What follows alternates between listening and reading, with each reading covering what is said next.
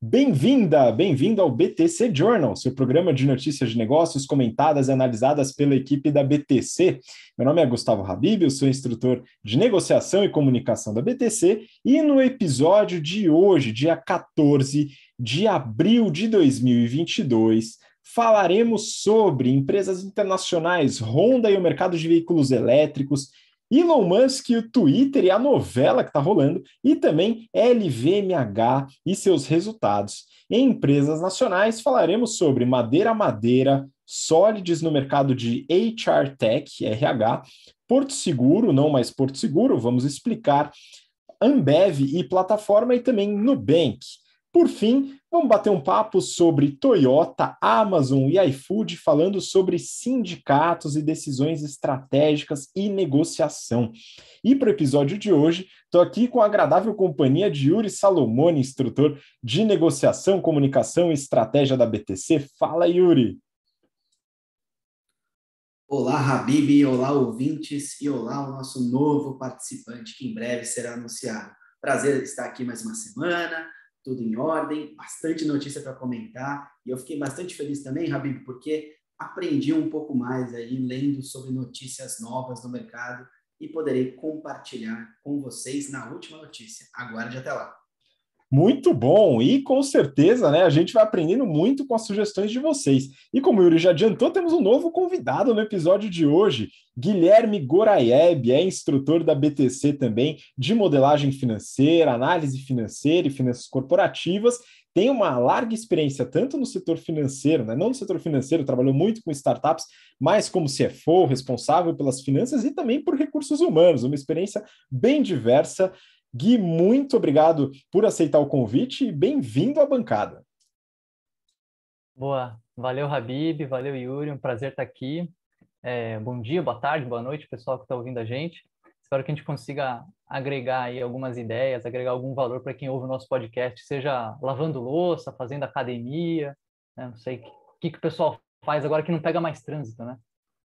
Pois é, e a gente até teve uma redução na época, no início da pandemia, porque o pessoal parou de se deslocar para o trabalho, viu? E eu ouvia muito o BTC Journal, né, nessa viagem, né? Mas aí o negócio já começou a voltar.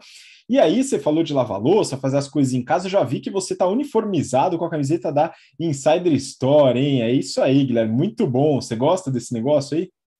Cara, esse aqui é meu uniforme diário, eu devo ser um dos principais, deve ter uma estátua para mim lá, cara, eu acho. O que eu já comprei de camiseta e meia da Insider, minha esposa não pode nem ver eu abrindo o site da Insider aqui em casa. Eu adoro os produtos deles. Inclusive, vi que tem lançamento novo que eu ainda não possuo, eu ainda não tenho recebidos, hein, pessoal da Insider. Fica a dica aí. Bom, é isso aí, Mas pessoal. recebidos Então, pagos, né, no caso. oi? Só recebidos pagos até o momento. Pois é, ainda bem que recebeu, né? Muito bom. Então temos o feedback de que a logística está funcionando, pessoal. Mas os produtos realmente são muito interessantes, a gente gosta muito. Yuri recebeu alguns aí, hein, Yuri? O Guilherme não recebe, o pessoal não gosta dele, mas você, o pessoal gostou. Eu vou defender o pessoal da Insider aqui. O Guilherme acabou de chegar na bancada, ele ainda não tem o produto, mas em breve ele vai fazer a sessão dos recebidos também. Essa semana, Habib, eu recebi os lançamentos da Insider, estou utilizando uma delas hoje, a minha camiseta aqui, absolutamente boa no conforto térmico. Comentei com vocês aqui inicialmente, eu vim de transporte público hoje para o trabalho, estava um calor daqueles e o conforto térmico da camiseta me ajudou, inclusive, a não transpirar tanto. Eu sou uma pessoa que transpiro bastante. Então, faço aqui o obrigado à Insider e a sessão dos recebidos. Obrigado. Pois é, e te falo que nessa época de outono, né, com a temperatura variando de uma forma completamente alucinada, é muito interessante também dar uma olhada, você que está ouvindo a gente pelo podcast ou vendo pelo YouTube, também dar uma olhada, conferir as tech t-shirts também de manga longa que tem lá no site à disposição, para quem quiser se garantir para eventuais mudanças térmicas muito drásticas. E você, claro, tem benefício ao ouvir aqui, acompanhar o BTC Journal, porque você consegue seus 12% de desconto utilizando o cupom BTC12. E o link para você entrar lá, se você quiser adquirir os seus produtos, está aqui na descrição desse episódio. Confere lá os produtos da Insider Store. E bom, a gente tem bastante coisa para falar hoje, né, pessoal? Tem muitas notícias aqui. E eu queria começar aqui com a primeira, na verdade, antes de começar, só um breve comentário aqui de vocês que estão acompanhando a gente. Pessoal, se vocês quiserem sugerir temas para a gente colocar nos episódios, mandem nos comentários lá no YouTube, nesse vídeo aqui mesmo, né, que rola nesse episódio. Você já aproveita e se inscreve no canal, já sabe como fazer todo aquele negócio dentro do YouTube para dar aquela força para a BTC e também coloca seus comentários. É muito importante, a gente leva eles em consideração. No episódio passado, 3 notícias foram de comentários do YouTube e a gente vai colocando e mesclando junto com os pedidos dos nossos alunos e alunas. Inclusive, no episódio passado, né, o Tarcísio, como sempre, aí deixando o seu comentário, falou que aula, espetacular equipe BTC, sempre superando as expectativas, belo apanhado das principais notícias da semana, até o próximo BTC Journal, e hoje tem uma notícia que foi pedido do Tarcísio também, que foi sobre a Porto Seguro, e está aqui no episódio. A Lilian Magalhães, amiga também, fez faculdade comigo, um beijo para você, Lilian. Ótimo, como sempre, obrigada. Vocês poderiam comentar no próximo episódio sobre a demissão em massa no 5º andar. Olha só, essa notícia, esse comentário ele veio um pouco em cima da hora até, porque a notícia eu tive acesso um pouco em cima, não está nesse episódio, mas é muito possível que comentemos sobre o 5º andar no episódio seguinte, né? A gente tem que entrar um pouco mais no detalhe aí do que aconteceu eventualmente, mas falamos do 5º andar em algum episódio recente anterior para falar um pouquinho do modelo de negócio, né? Agora, sobre o RH, ainda bem que o Guilherme está aqui, pode ajudar a gente também.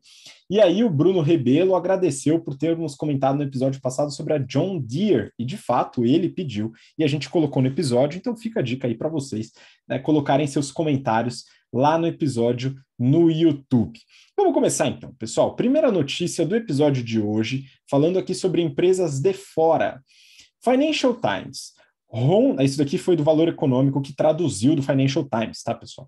Honda desafia a mania por veículo elétrico e aposta em carro híbrido. Yuri, é o seguinte, a gente na semana passada comentou sobre uma parceria na questão de cadeia de suprimentos entre GM e Honda, falando também sobre veículos elétricos. E agora parece que temos uma notícia que pondera um pouco, talvez valha a pena o híbrido, tal. Vamos entender um pouco melhor o que está acontecendo entre a Honda e o mercado de veículos elétricos. Vamos lá, Habib. O mercado tem mudado bastante e a gente precisa comentar todas essas mudanças e as estratégias que as empresas têm para atender essas necessidades diversas. Bom, para completar a notícia de carros elétricos que a gente deu a semana passada, a Honda anunciou que vai investir 40 bilhões de dólares nos próximos 10 anos. E a prioridade para essa nova fase serão os carros híbridos, dada a ausência de infraestrutura para carros 100% elétricos nos diferentes países. E no Brasil eu vou falar bastante sobre isso.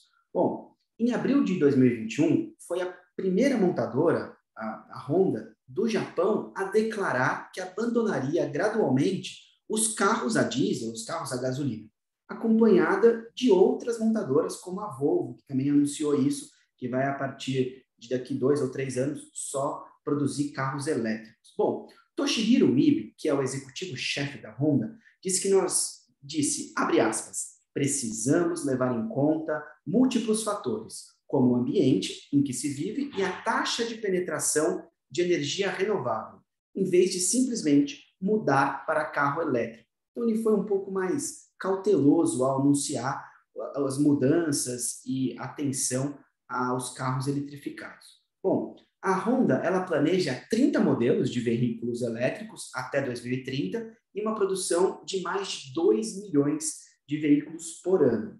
Bom, eu gostaria de discutir com os nossos ouvintes aqui alguns pontos. Primeiro, vocês já pararam para pensar por que os veículos elétricos são tão caros ou estão tão inacessíveis? A gente tem aqui, discutiu inicialmente e temos algumas respostas. Bom, dentre elas, tem problemas hoje com a cadeia de suprimento, os semicondutores, além da oferta e da procura, né? Tem muita demanda, pouca oferta, os preços estão lá em cima. Um outro problema, a gente falou sobre a questão do descarte das baterias. No episódio passado eu comentei bastante sobre isso, logística reversa aí, prestar atenção como estão sendo dispensadas essas baterias, aonde a gente vai guardar isso, onde vamos jogar fora. O Habib deu até a ideia aqui do Elon Musk mandar com a SpaceX para o espaço. Eu acho um problema grave aqui. Eu não faria isso, viu, Habib? Eu não concordo com você. Bom, e aí tem um outro ponto que eu não comentei a semana passada, eu gostaria de colocar aqui hoje, que são a questão, qual é hoje o maior ofensor de um carro elétrico, de um carro em geral, no quesito custo? São os motores. É o mais caro dentro de um carro, e a parte elétrica. Bom, o que a gente tem até hoje nos carros híbridos são 2 motores, um motor a combustão e um motor elétrico. E eles se comunicam, se interagem, mas são 2 motores. Isso aumenta muito o custo de um carro. A Jeep lançou a semana passada, semana retrasada, o Jeep Compass, o 4xe, e patenteou um motor único. Ele é um motor só que junta a combustão e o elétrico num único bloco. Isso foi muito bom, mas eles patentearam, eu não sei como é que vai ser isso, disponibilizar isso para as concorrentes, mas eles largaram na frente com esse sistema. Teoricamente, Habib e Gui, deveria baratear o carro, e mesmo assim, a Jeep Compass aí está da ordem de R$350 mil vendido aqui no Brasil. Então, continua um tanto quanto inacessível para a maioria do público do Brasil. Mas já foi um sucesso de vendas para o público-alvo que eles têm. Um outro ponto que eu queria comentar, para finalizar, é a questão que no Brasil nós temos muita estrada sem asfalto ou com condições precárias de infraestrutura. Imagine se eu vou ter um carregador elétrico numa Transamazônica. Para curiosidades aqui, a Transamazônica ela tem 4.233 quilômetros entre Cabedelo, na Paraíba, e Lábrea, no Amazonas. Bom, tem 2.656 quilômetros de asfalto, mal asfaltada, né? Não sei quem já teve o privilégio de passar nessa Transamazônica, eu já fui pessoalmente e é horrível. E tem os outros 1.577 quilômetros de terra. Habib, a gente comentou a semana passada que a autonomia dos carros elétricos são 900 quilômetros. Bom, claramente a gente não consegue passar pela Transamazônica com carro elétrico hoje. Se a gente pensar nas grandes cidades, sim, boa parte delas, os shoppings em São Paulo, por exemplo, já tem lá as suas partes de carregamento, os estacionamentos em vários edifícios de São Paulo também já estão fornecendo esse espaço para carregamento. É um ótimo case já nas grandes cidades. Tem que ver se vai atender o público do Brasil. E aí, para finalizar, quando eu penso em carro elétrico, eu tendo a relacionar isso com as necessidades de interesse público. Essa rodovia transamazônica, por exemplo, cruza 7 estados: Paraíba, Pernambuco, Piauí, Maranhão, Tocantins, Pará e Amazonas. Bom, com tal dificuldade, as montadoras estão se ajustando para atender esses diferentes tipos de mercado. Vão precisar aplicar energia nessa transição até os carros serem totalmente elétricos, Habib. Pois é, muito bom, né? Só um detalhe aqui, que a ideia de jogar essas baterias no espaço não é uma ideia minha, tá? Eu não necessariamente apoio, foi só uma brincadeira. Tem que avaliar com mais cuidado, tá? Então, vamos entender. E você fala da autonomia de 900 quilômetros, isso eu acredito que é o carro com a maior autonomia elétrico em fabricação hoje, porque tem carros aí que tem autonomia de pouco mais de 100 quilômetros, viu, Yuri? E aí fica mais difícil ainda viajar pela Transamazônica num carro elétrico, né? Mas esses pontos que você falou são muito importantes na estrutura, né, na popularização, né, do carro elétrico. Acho que esse é o ponto relevante. Fala aí. Essa autonomia, Habib, foi no lançamento da Jeep Compass, tá? Eles anunciaram 900 quilômetros de autonomia 100% elétrico, óbvio, nas CNTPs, né? Condições normais de temperatura e pressão, ambiente controlado. Uma outra coisa que eu queria acrescentar aqui é a questão da cultura do brasileiro em atender à expectativa do meio ambiente. Como que será isso? Vou respeitar as regras ESG? Vou parar de queimar o combustível? A gente tem que refletir um pouco sobre qual o mundo que queremos para o futuro. Com certeza, isso está no cerne aí da discussão e da popularização dos veículos elétricos. Muito bom.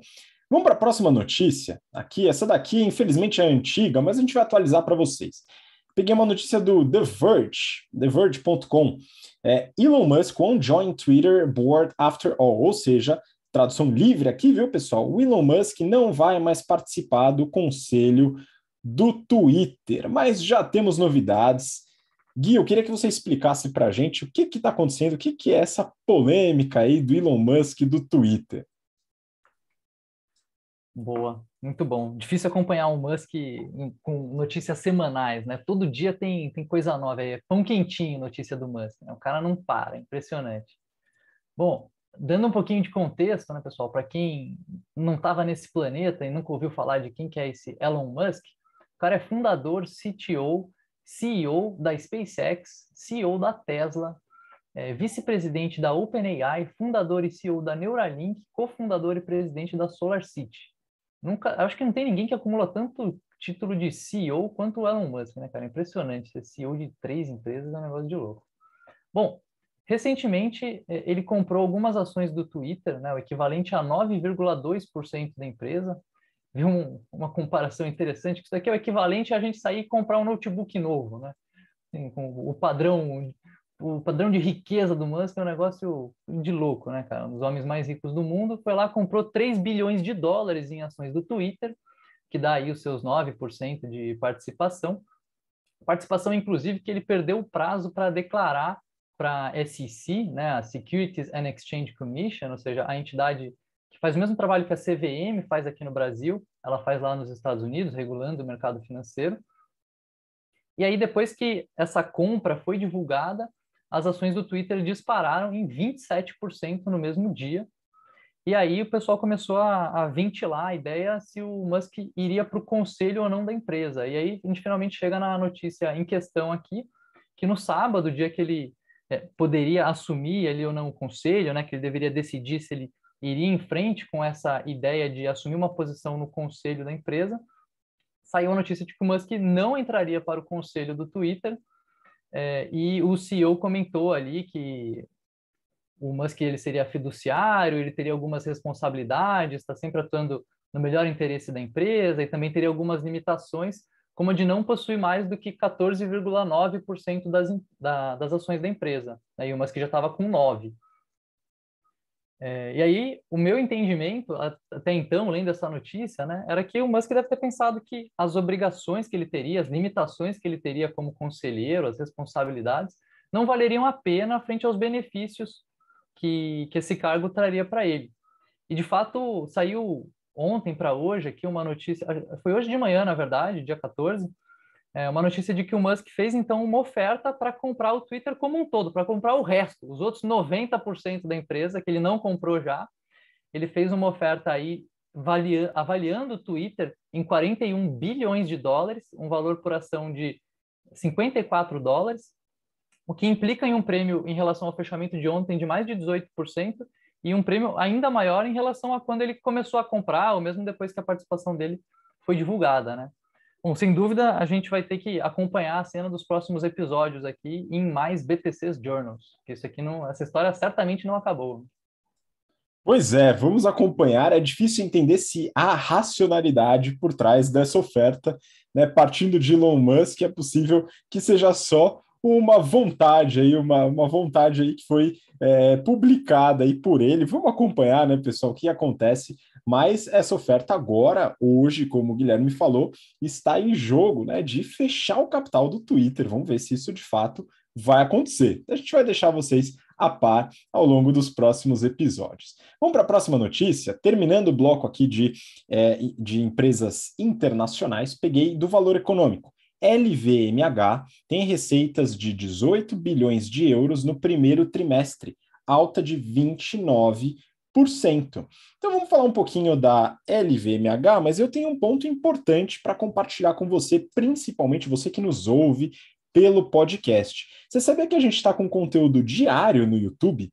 Sim, a gente criou o BTC News, encabeçado pelo Renato Aracaki, que é participante assíduo aqui também no BTC Journal, e o BTC News trouxe essa notícia no episódio de ontem, né, ou antes de ontem, se não me engano, onde a gente analisa alguns casos de uma empresa especificamente, entra um pouco mais no detalhe do que aqui no BTC Journal, que a gente acaba abordando várias notícias para te deixar a par aí do que acontece em diversos setores. No episódio do BTC News, o Renato Aracaki analisou esse caso no detalhe, falou sobre o histórico da aquisição da Tiffany pela LVMH, então foi uma novela, foi interessante, é bom que você saiba como funciona esse tipo de aquisição. e falou sobre os últimos resultados. Enfim, são 17 minutos dedicados a esse caso e você deve acompanhar, só no YouTube. Então vai lá, acompanha, já aproveita e se inscreve no canal também, viu? O grupo LVMH, ele surgiu da cabeça do Bernard Arnault, que é o terceiro ser humano mais rico do mundo. O Guilherme acabou de falar do Elon Musk, que vira e mexe está em primeiro, aí desce, depende muito das ações da Tesla, né, que variam bastante, mas o Bernard Arnault está sempre ali. Terceiro, segundo, quarto homem mais rico do mundo, mas ele não é tão pop quanto Elon Musk ou Jeff Bezos, é um pouquinho mais low profile, como diriam por aí, mas ele realmente tem muito sucesso nos negócios. E a ideia dele, ao criar o grupo LVMH, foi o quê? Reunir diversas marcas de luxo em uma marca só. Nisso, ele começou com a união entre a Louis Vuitton e a Moët Chandon, duas marcas de luxo de segmentos diferentes. Louis Vuitton, principalmente com artigos de vestuário, bolsas e acessórios, e a Moët Chandon muito focada em bebidas. E depois foram, claro, adicionadas novas marcas, tem centenas de marcas no grupo, né? A Tiffany foi a última grande marca que entrou nesse grupo. E a notícia fala do resultado do primeiro TRI de 2022, com uma receita de 18 bilhões de euros, 29% acima da receita do mesmo período de 2021. E por que isso impressiona? Vamos entender um pouquinho melhor. No BTC News, inclusive, né, com mais detalhes, eu vou dar um pequeno spoiler do que rolou lá no episódio. A parte de moda e artigos de couro representa 48% da receita, representou 48% no resultado no fechamento de 2021. A parte de bebidas é a menos representativa, com 9%. Quando a gente fala de segmentação de receita por região, vocês sabem qual que é a região mais representativa na receita da LVMH? Pois é, o leste asiático é a região mais representativa. Se você soma a parte de Japão, que eles ainda colocam separado, é metade da receita da empresa. Por isso, a preocupação em relação aos resultados no segundo TRI, mas um pouco no primeiro TRI, eles se surpreenderam com o resultado positivo. Por quê?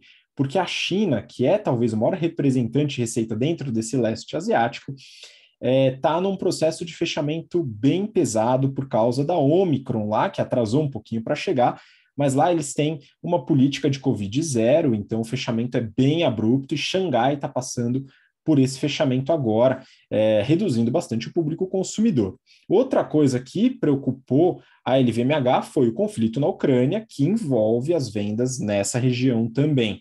Mas nada disso foi suficiente para reduzir as vendas da LVMH, né? Então foi algo positivamente surpreendente. Falando um pouco sobre margem operacional, bebidas é a divisão com maior margem operacional. Olha que interessante, cerca de 31% de margem operacional. Agora, uma coisa que é surpreendente: a bebida que é mais representativa aqui nas vendas é o conhaque. O conhaque, pois é uma bebida que é pouco conhecida aqui no Brasil, talvez, mas que é muito famosa tanto na Ásia como na Europa e Estados Unidos, esquenta bastante, principalmente o pessoal que está com frio, né? E é a mais representativa. Depois vem o champanhe. A divisão é muito forte nos Estados Unidos, tá? Já a divisão de perfumes, que é também bastante grande, ela tem uma margem menor, cerca de 10% de margem operacional. Isso acontece devido ao licenciamento. Boa parte da receita é devido ao licenciamento, onde a empresa licencia a marca para produtores e ganha royalties em cima das vendas. Enfim, é uma máquina de dinheiro, vale muito a pena analisar esse mercado, e para você que quer entender melhor, já sabe, confere o BTC News nessa semana, um dos episódios é diário, vai lá que você consegue entender muito bem sobre essa empresa. Vamos seguir então, pessoal, para o próximo bloco falando sobre empresas nacionais. E aqui eu vou começar com o Yuri para comentar essa notícia do Brasil Journal. Madeira compra o Uber dos montadores de imóveis, entre aspas. Yuri, como que é essa estratégia da Madeira? Conta um pouquinho para a gente. Vamos lá, Habib. Bom, a Madeira, ela comprou a operação brasileira da Iguanafix. Ela é uma startup argentina que oferece o serviço de montagem de imóveis no modelo parecido com o Uber, e é por isso que isso está na notícia. E já tem mais de 30 mil prestadores de serviços cadastrados aqui no Brasil. Bom, um pouco da Iguana. Ela foi fundada em 2013, tem operações no México e na Argentina, e agora foi adquirida só a operação do Brasil pela Madeira Madeira. Bom, aqui a gente une partes importantes. A Madeira Madeira tem o cliente e tem as suas dificuldades para montar e para, enfim, falar de logística reversa e de aceitação do produto por parte do cliente, que eu vou comentar no final da notícia. Por sua vez, a Iguana tem um CAC muito elevado, um custo de aquisição do cliente muito elevado, porque a Iguana não sabe quando o cliente comprou um guarda-roupa, quando comprou algum móvel que necessita de montagem. Elas juntaram essas duas, o útil ao agradável, né? A fome com a vontade de comer, e isso faz com que a operação ganhe escala. Faz bastante sentido no meu modo de ver. O CFO, o Carlos Baron, da Madeira Madeira, disse ao Brasil Journal que o grande valor da Iguana está na tecnologia, que permite escalar o serviço sem comprometer a qualidade. Bom, qual que é o ponto principal aqui da tecnologia? A Iguana desenvolveu um software que você consegue armazenar as fotos das fases de montagens ou o próprio vídeo, desde como chegou a embalagem à casa do cliente, efetuar a abertura da embalagem. Se a embalagem chegou danificada, você como cliente pode nem receber o produto, é um direito seu. Mas o montador vai lá, analisa a embalagem, está tudo certo, ele abre, começa a montar e vai formalizando, vai protocolando, vai tirando foto, anotando todos os passos a passos sistemicamente. É essa tecnologia que Baron cita aqui. Bom, você deve estar se perguntando, caramba, mas já tem empresas que fazem isso no Brasil. Tem algumas. A Get Ninjas é uma delas. E ela é conhecida nesse mercado por Get Ninjas. Ela faz o pedido é feito pelo cliente e o cliente fala direto pelo fornecedor. O Get Ninjas é apenas um intermediador. Então, a relação é entre prestador de serviço e cliente. Por sua vez, diferente da Get Ninjas, a Iguana, o cliente fala o que quer, a Iguana escolhe um prestador de serviço, envia até o cliente e fica responsável por todo o processo, análogo ao Uber, explicando aqui o tema da notícia. É o Uber dos montadores de imóveis. Hoje, você no Uber não escolhe o seu motorista. Chega um motorista com um determinado perfil de carro que você definiu ali no range de opções. Ok. Essa aquisição da Iguana faz parte da estratégia da Madeira Madeira de se posicionar como one-stop shopping, que é, num lugar só, você resolver todos os seus problemas. A gente falou isso de Riachuelo há um tempo atrás, o Goraeb vai comentar um pouco sobre isso também. One-stop shopping é um modelo de negócio que todo mundo quer. Não tem nada pior do que você ter de entrar em várias plataformas diferentes para resolver um único problema. Se esse único problema for resolvido de maneiras diferentes no mesmo lugar, fica ótimo para todo mundo como cliente. Bom, as melhorias que essa aquisição traz para a Madeira Madeira. Primeiro, o direito de arrependimento do cliente, que no Brasil é de 7 dias. Você, ao receber um produto na sua casa, que você comprou por um e-commerce, você tem 7 dias para se arrepender e dizer, não quero mais, pode vir recolher. Esse é um problema grave para empresas de imóveis. Porque pense que você comprou um guarda-roupa, por exemplo. Foi lá e montou, não gostou do guarda-roupa, se arrependeu. Você pode ligar para a Madeira Madeira, para a Mobile, que é a concorrente dela, e dizer, não quero mais esse produto. Pronto. É um grande problema. Porque se é difícil carregar e transportar um guarda-roupa que é super pesado, quando ele está bem embalado, imagine depois de montado, mal desmontado e mal embalado. É um caos para as empresas de transporte de logística reversa. Bom, falando em logística reversa, eu diminuo esse custo que é grande.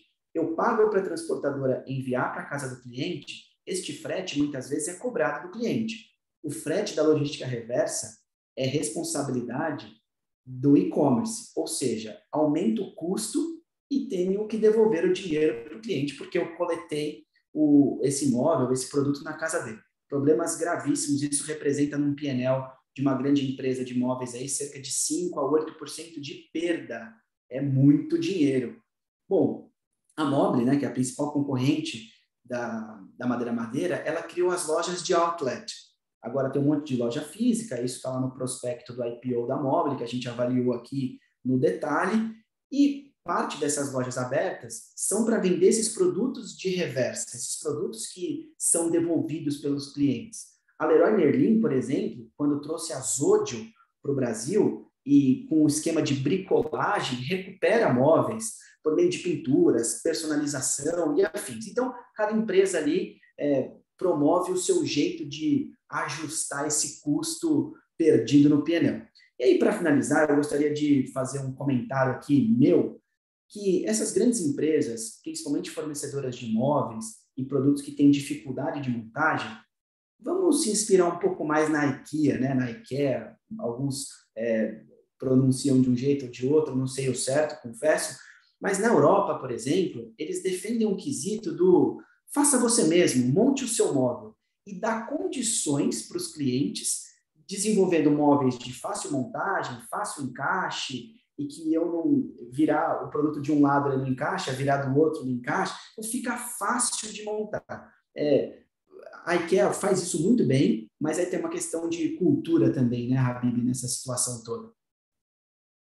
Com certeza, Yuri. Então, assim, se o público estiver disposto a realizar o do-it-yourself, lá, o famoso do-it-yourself lá da Europa, dos Estados Unidos, as empresas têm que se adaptar para realizar e criar produtos que sejam de fácil montagem, o que hoje não é a regra, eventualmente, né? Muito bom, mas é interessante entender a preocupação com a logística reversa que você colocou, que é muito importante e é responsabilidade do e-commerce ou da loja. Muito bom. Vamos seguir para a próxima notícia. Agora, mudando um pouco de segmento, peguei uma notícia do Neofeed.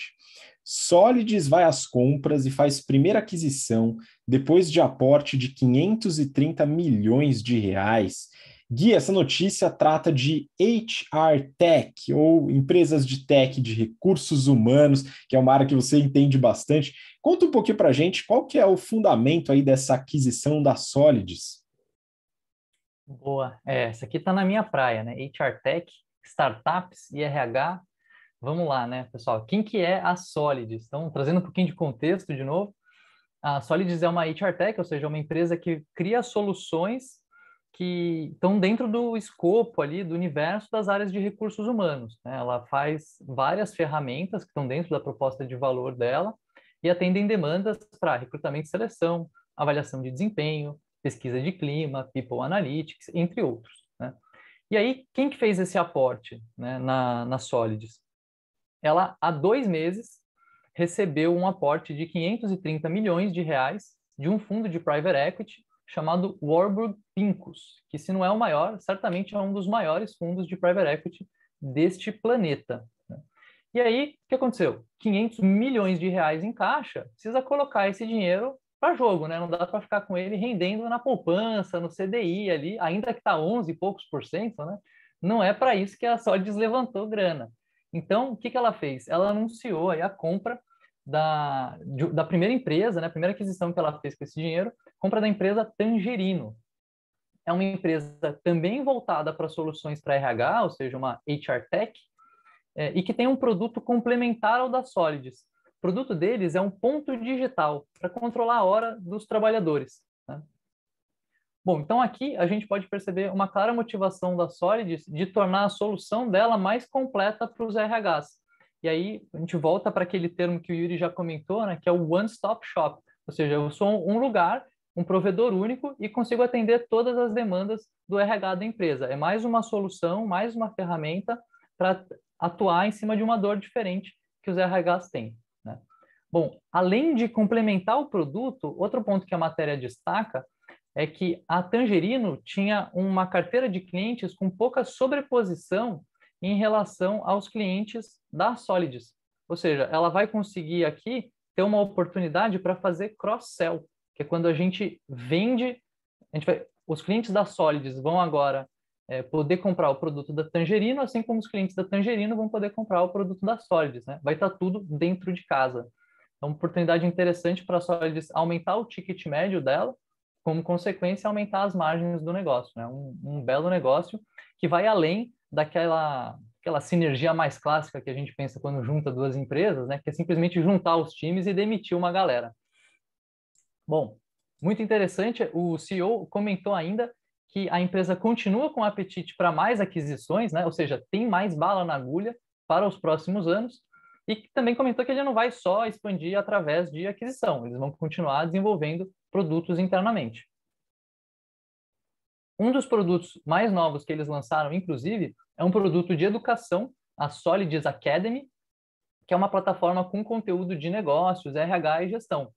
E aqui eu achei que ficou uma oportunidade clara para fazer uma parceria com a BTC, hein, Habib? Criação de conteúdo com a qualidade ímpar. Se tiver alguém do time da Solids ouvindo a gente, só mandar comentário no YouTube, mandar e-mail. Vamos fazer essa parceria aí, que eu acho que tem uma oportunidade interessante. E, por fim, pessoal, para finalizar aqui, acho que cabe notar como está aquecido esse mercado de aquisição de startups. Então, a gente tem algumas startups super capitalizadas, né, levantaram caminhões de dinheiro e estão fazendo aquisições, estão colocando esse dinheiro para jogo. Recentemente, a gente teve também a notícia da Gup, que é o maior ATS do Brasil, né? ATS é aquele sistema amado e odiado, onde a gente faz o Applicant Tracking System, né? A gente faz o processo de recrutamento e seleção. E a Gup levantou também R$500 bilhão com alguns fundos e anunciou na sequência a compra do seu maior concorrente aqui no Brasil, a Kenobi. Pois é. Temos bastante novidade no mercado de RH. Inclusive, se o pessoal da Solid estiver ouvindo, pessoal, se não tiver mudança editorial no BTC Journal, no News, no Money, tá tudo certo, viu, pessoal? Mas editorial a gente não muda não, hein, pessoal? Então, fiquem espertos, atentos a isso. Mas um outro ponto que você falou, Gui, que eu achei muito interessante, os dois falaram do One Stop Shop, e a ideia de consolidar vários serviços de recursos humanos dentro de uma mesma plataforma, além da facilidade e a experiência do usuário, no caso do cliente, a empresa que faz esse serviço, também traz, ao meu ver, uma vantagem competitiva interessante, que é o switch cost, que pode se fortalecer com isso, uma vez que a empresa agora tem a facilidade de um provedor para uma série de serviços, e a mudança para um outro sistema pode ficar um pouquinho mais dolorosa, tá? Então isso é também um elemento estratégico importante nessa análise. Vamos seguir para a próxima notícia, e aqui a gente muda também de mercado.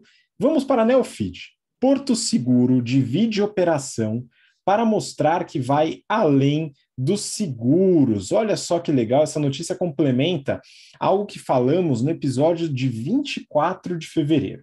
Lá, a gente comentou sobre o intuito da Porto Seguro de ir além dos seguros com uma estratégia de diversificação de portfólio. E naquele episódio a gente também falou sobre os resultados, que eu não vou repetir aqui, tá? Então dá uma olhada lá no episódio do dia 24 de fevereiro para entender como é a Porto Seguro financeiramente falando e as suas unidades de negócio. Na última terça-feira, a empresa anunciou a mudança da marca. Agora, ela passa a se chamar apenas Porto e entra na moda das empresas que estão aplicando o minimalismo no branding, como a Via, que tirou o varejo, a Ponto, que tirou o frio, a Kearney, que tirou o AT da frente, e a Riachuelo, que por algum motivo sumiu com as vogais, deixou a última lá, sei lá o que ela fez, mas enfim, tá nessa moda do minimalismo no branding, que é um termo que eu cunhei, tá, pessoal? A partir de agora, a Porto será uma holding com 3 empresas em sua estrutura. Que empresas são essas? A Porto Seguros, que é responsável pela parte de seguros, a mais representativa na receita hoje, cerca de 70%. Porto Seguro Bank, que é responsável pelos serviços financeiros, e a Porto Saúde, responsável pelos planos de saúde. No caso da Seguro Bank, especificamente, já tem um projeto novo, uma conta 100% digital para entrar no clube das fintechs.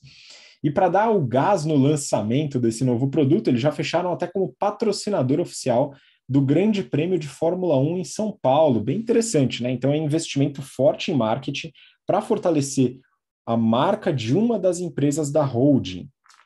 E a gente já viu essa história de reorganização de negócios e segmentação de unidades antes. No passado, isso ocorreu com os programas de pontos das aéreas, se vocês vão lembrar, por exemplo, a Smiles e a Multiplus. Todas as duas foram segmentadas das respectivas empresas aéreas, que são Gol e Latam, realizaram um spin-off bem sucedido, fizeram abertura de capital e ambas fecharam capital um pouco mais recentemente, retornando à estrutura ainda que separada, tá? Mas não mais com capital aberto. Já aconteceu com o Google na criação da Alphabet, a ideia de colocar o Google embaixo da Alphabet, em paralelo com outras unidades, como a Waymo, que trabalha com tecnologia de carros autônomos, e a Cogna fez isso recentemente, realizando a divisão da empresa, que era a Croton, agora em 4 unidades de negócio, para captar investimentos separadamente e até realizar o spin-off, fazer o IPO de uma das unidades, que foi a Vasta. É possível, pessoal, que venha algo nessa linha.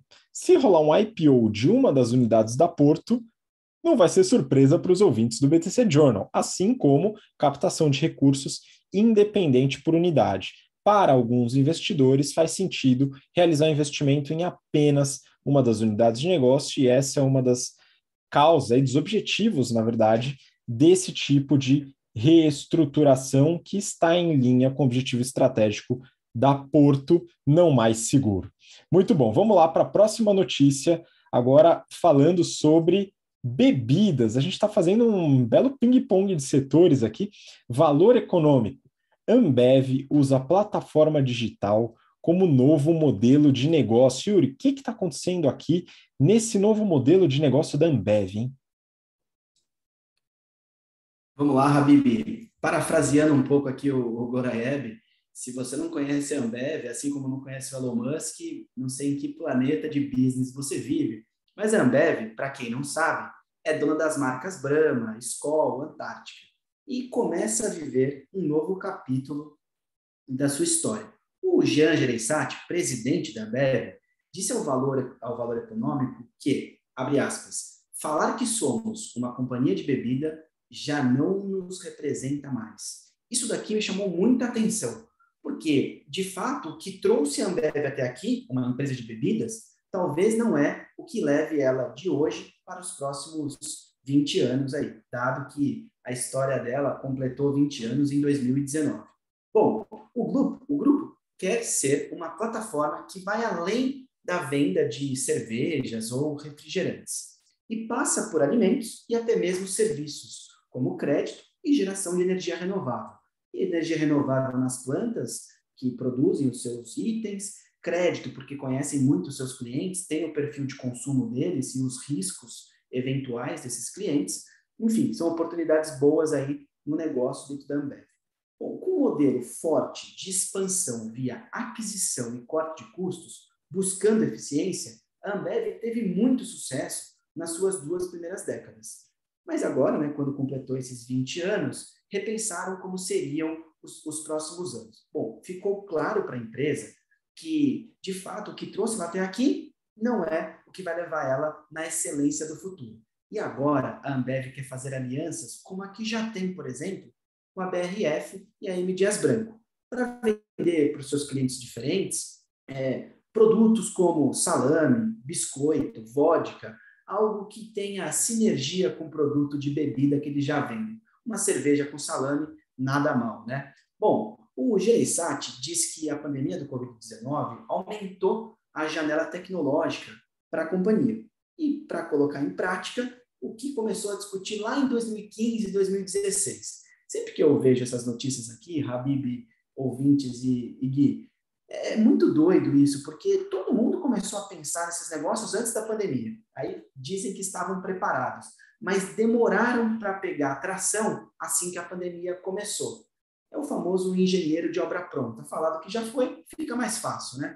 Bom, dados da empresa atuais. Antes da pandemia, 15% das cerca de 1 milhão de clientes estavam digitalizados. Hoje, são 80%.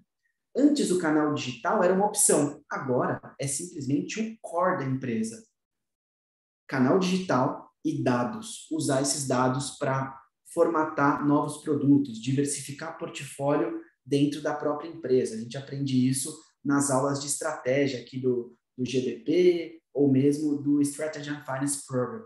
E aí, inclusive, está com inscrições abertas para as próximas turmas. Bom, bares, por exemplo, podem fazer encomendas pela plataforma BIS. E isso deu um tempo para o vendedor da Ambev a mais trabalhar. Só para vocês terem ideia, um vendedor da Ambev investia cerca de 7 minutos por cliente para fazer as suas vendas.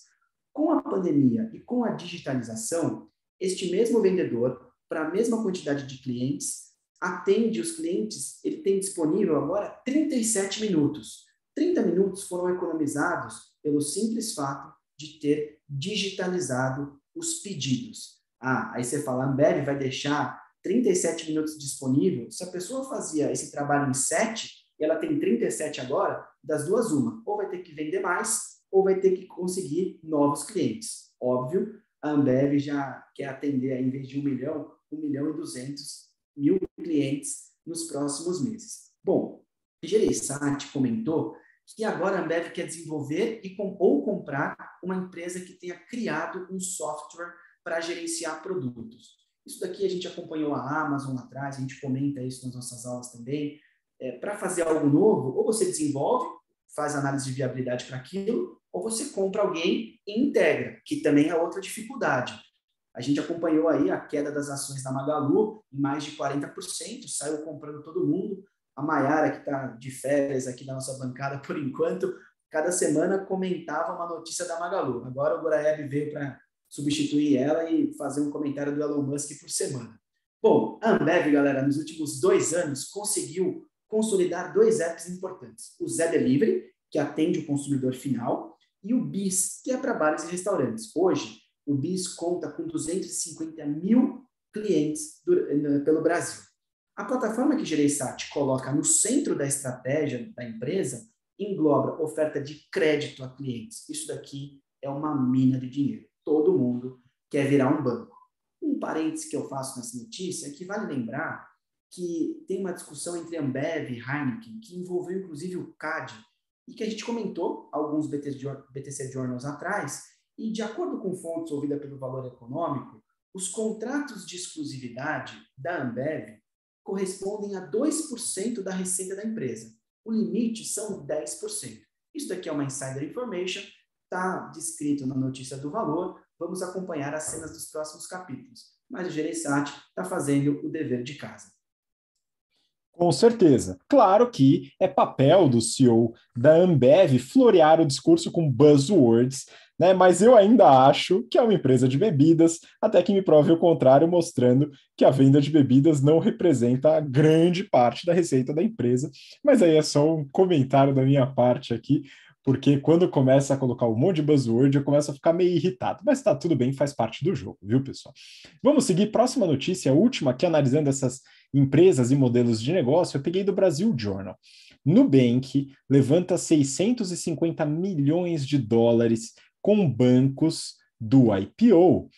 Gui, é o seguinte, né? Parece que Nubank não quer parar de crescer, principalmente fora do país. Mas eu também queria um leve comentário seu depois sobre um tema que a gente fala em finanças corporativas, valuation, sobre estrutura de capital. Então, comenta um pouquinho da notícia aí. Exato. Bora lá, Habib. Bom, então o Nubank fez a IPO na Nasdaq, lá nos Estados Unidos, em dezembro. Então, tem 4 meses que saiu esse IPO. No IPO, a empresa estava avaliada em 41 bilhões de dólares e ela levantou, né, ela conseguiu pegar ali 2,6 bilhões de dólares, ou seja, isso é dinheiro que entrou no caixa. E agora, com os mesmos bancos que fizeram a abertura de capital, né, então Morgan Stanley, Citi, Goldman Sachs, HSBC, ela levantou uma linha de crédito, né, pegou dívida de mais 650 milhões de dólares. Né, uma dívida que vem com prazo de 3 anos para ser paga e com o propósito de ser investida em desenvolvimento de tecnologia, criação de novos produtos e ampliação da base de clientes em México e Colômbia. Né? México e Colômbia, onde o Nubank possui hoje cerca de 1,5 milhão de clientes, o que ainda não corresponde nem a 3% do total. O Nubank tem mais de 50 milhões de clientes, a grande maioria, claro, aqui no Brasil.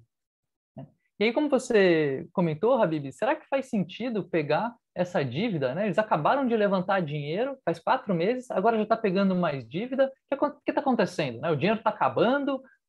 Da onde vem essa necessidade de pegar a dívida? Né? Será que faz sentido isso? Mas não é que toda dívida é ruim? Né? Tem essa história também, que você não pode pegar dívida, que dívida não é bom e tal. E pode fazer sentido sim, pessoal. Pode, dentro da estrutura de capital da empresa, tem espaço para capital próprio, foi o que a Nubank pegou via IPO, né? E assim como ela já tinha pego em várias rodadas anteriores, né, com investidores privados. E tem espaço também para dívida, né?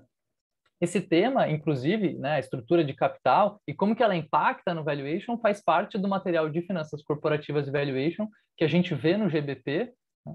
Já adianto aqui que tem vantagens, tem algumas vantagens, né, em se utilizar a dívida.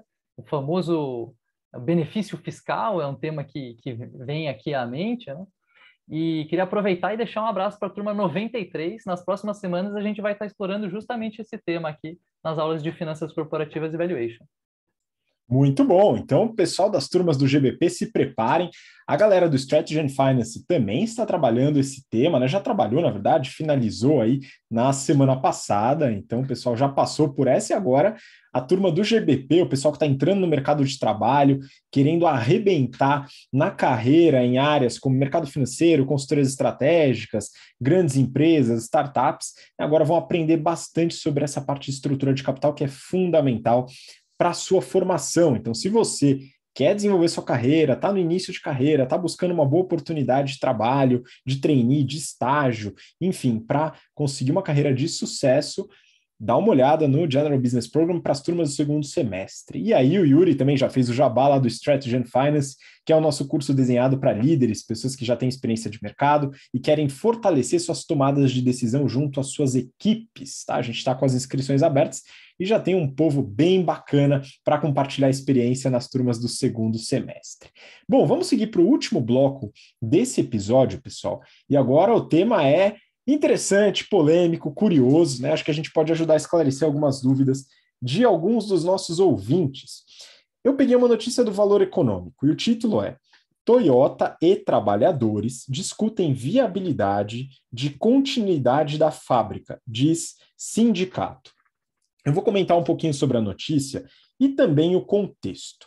Na semana passada, a Toyota anunciou o fechamento da sua fábrica de São Bernardo do Campo, no conhecido ABC Paulista, ou ABCD, para a gente incluir os ouvintes de Diadema, viu, pessoal? Que eles ficam bravos quando a gente não inclui o D no final, né?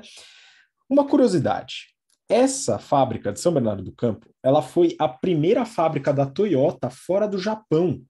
No passado, ela montava o famoso Toyota Bandeirante, que é um SUV raiz, viu, pessoal? Hoje em dia, o Yuri adora o Jeep Compass, esses SUVs Nutella que a gente vê por aí. O Bandeirante é o SUV raiz. Dá uma olhada no Google, procura lá, e aí você vai entender do que eu estou falando. Tinha, inclusive, o modelo picape da Toyota Bandeirante também, que a picape raiz não é igual à Fiat Toro, por exemplo, tá bom, pessoal? Mas estou brincando aqui, viu, gente? Não estou criticando os carros atuais, não, só uma brincadeira. Hoje, ela monta peças, então a fábrica de São Bernardo do Campo não monta mais veículos, ela monta peças que vão na estrutura, na cadeia de fornecimento dos veículos da Toyota nas fábricas no Brasil, Argentina e Estados Unidos. E aí a empresa noticiou o quê? Que a operação da fábrica será transferida para outras unidades, ou seja, ela vai desativar a fábrica de São Bernardo e vai passar a produzir essas peças nas fábricas que já montam os veículos, que, por sinal, ficam no interior de São Paulo, em Sorocaba, Porto Feliz e Indaiatuba.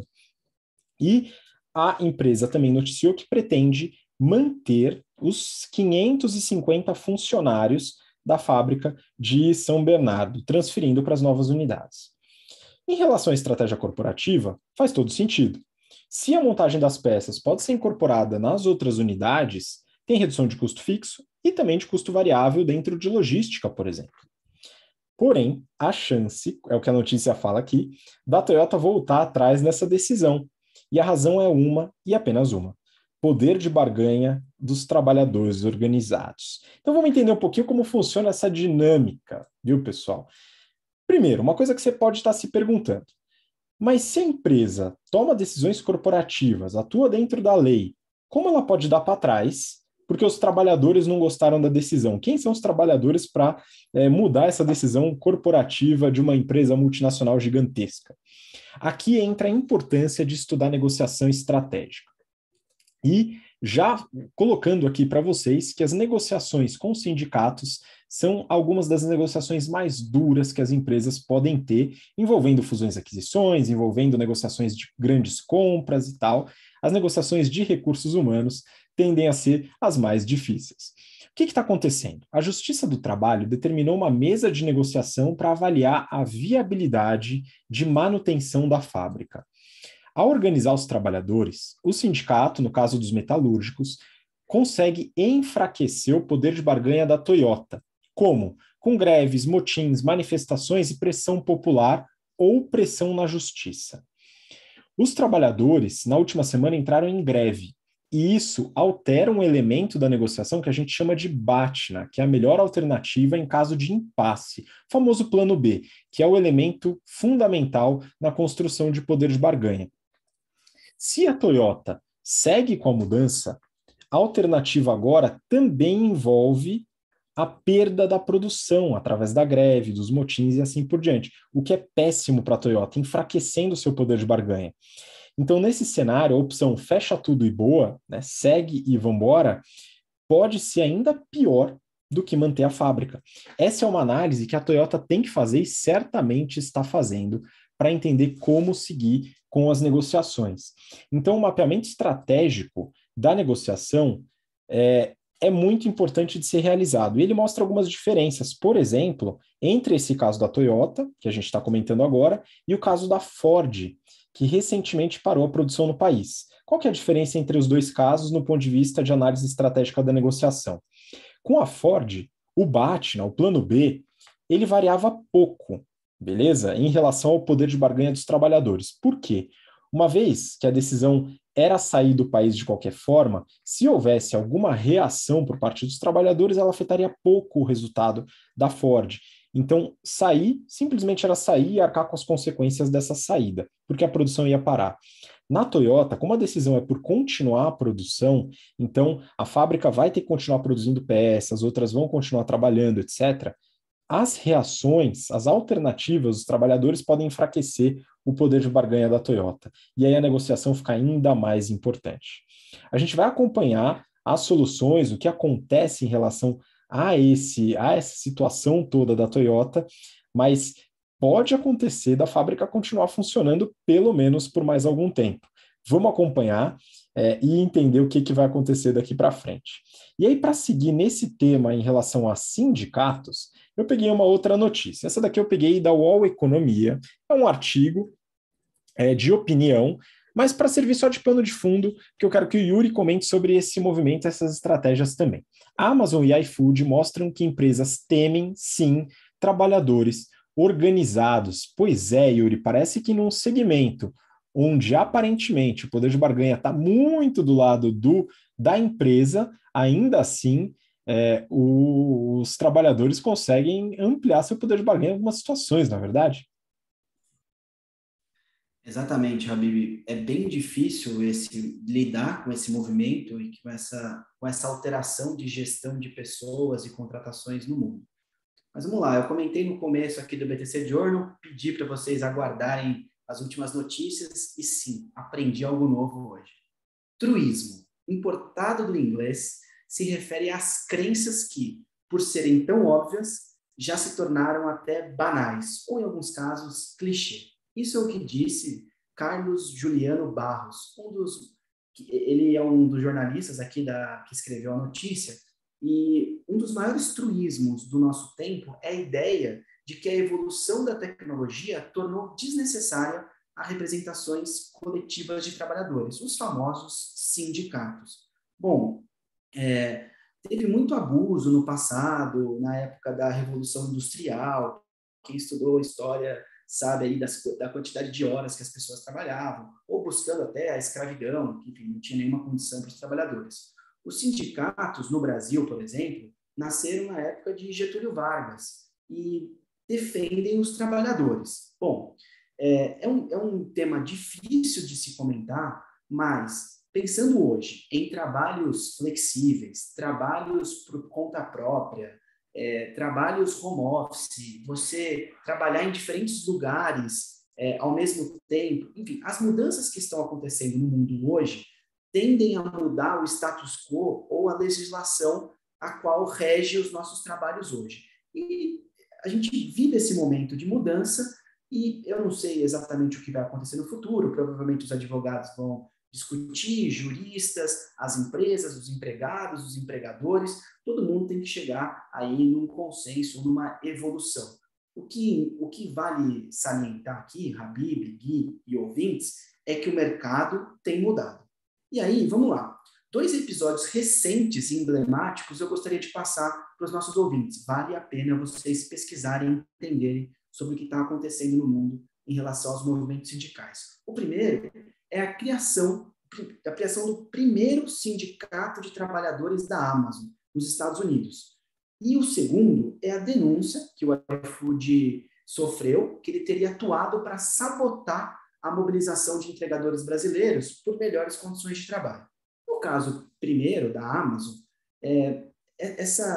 esse caso não foi o primeiro. Em Bessemer, na Alabama, há um ano atrás, mais ou menos, um movimento ganhou as manchetes, teve inclusive apoio do presidente Joe Biden, e agora saiu do papel o primeiro sindicato aí da Amazon criado.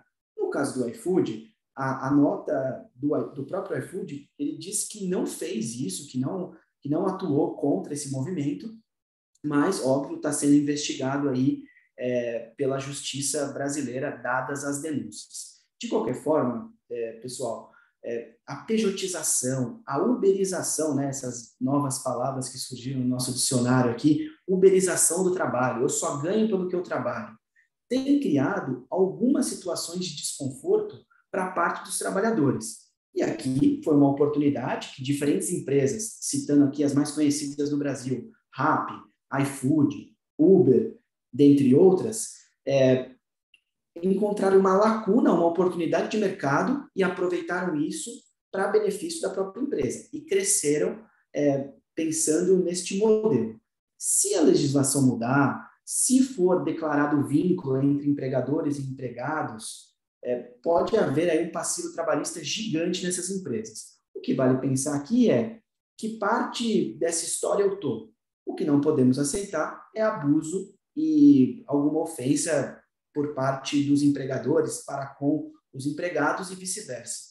Se a relação de negociação, Habib, como você falou que é super importante, se tornar algo respeitável, respeitosa por ambas as partes, vai ser bom para todo mundo. Se começar uma briga, pode virar uma guerra sem fim de direitos e deveres a serem discutidos.